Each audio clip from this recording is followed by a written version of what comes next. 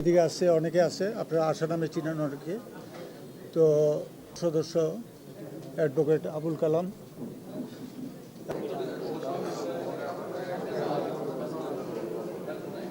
সম্মানিত নেতৃবৃন্দ,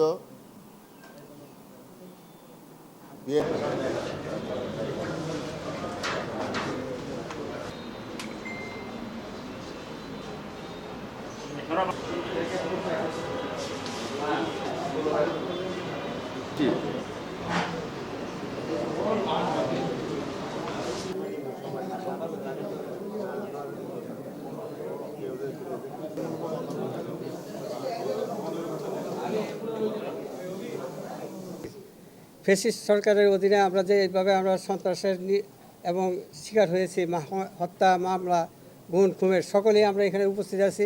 তৃণমূল পর্যায় থেকে আমরা সকলেই কিন্তু এর একটা অংশীদার আমরা।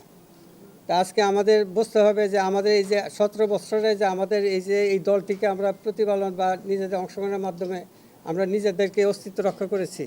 আজকে আমাদের অস্তিত্বটা আমরা মূল্যায়ন পেতে পারি কি না, যদি আমাদের এই ত্যাগী নেতৃবৃন্দদেরকে আজকে যদি সেইভাবে সঠিকভাবে যদি সম্মানিত বা মূল্যায়ন করা না হয়, তাহলে রাজনীতি কিন্তু অত্যন্ত কঠিন দিকে চলে যাবে। কারণ এই যে যাকে প্রার্থী করা হয়েছে, এই প্রার্থীর সাথে এই 5 আসনের নেতা কর্মীরা পরিচিত নয়। তাকে কোনোদিন আমরা আমাদের দলের কোনো কাজে কর্মে আমরা কোনোদিন পাই নাই। সুতরাং আমরা ইতিপূর্বে নারায়ণগঞ্জ মহানগরীর পক্ষ থেকে আমরা একটা দরখাস্ত ইতিপূর্বে আমাদের ভারপ্রাপ্ত চেয়ারম্যান, মাননীয় মহাসচিব এবং দলের স্থায়ী কমিটির সকল সদস্যের কাছে আমরা একটা দরখাস্ত প্রেরণ করেছি।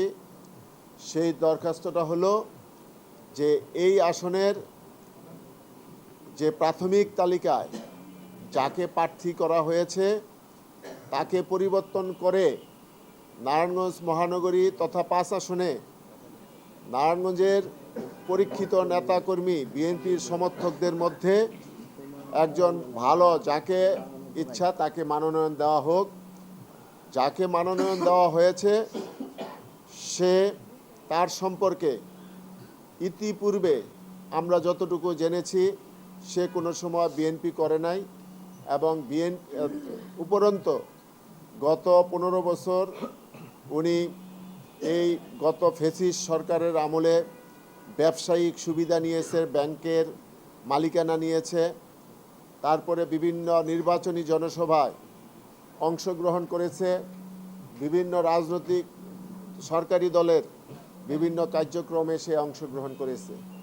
তো সে বাবার কাছে ছেলে যেমন দাবি এবং আবদার থাকতে পারে, বড় ভাইয়ের কাছে ছোট ভাইয়ের যেমন দাবি এবং আবদার থাকতে পারে, তেমনিভাবে আমাদের বর্তমান রাজনৈতিক অভিভাবক বিএনপির ভারপ্রাপ্ত চেয়ারম্যান যেমন তারেক রহমান, আমি তাকে অনুরোধভাবে জোরহাত করে বলবো, নারায়ণগঞ্জ বিএনপিকে বাঁচান, 5 আসনকে বাঁচান। এই বাঁচাতে হলে আপনি রিভিউর মাধ্যমে আমাদের মধ্যে যারা আমরা এইখানে যারা উপস্থিত যারা নমিনেশন চেয়েছি, আমাদের মধ্যে থেকে তৃণমূলের চাহিদা অনুযায়ী আপনারা আমাদের মধ্যে একজনকে নমিনেশন দেন।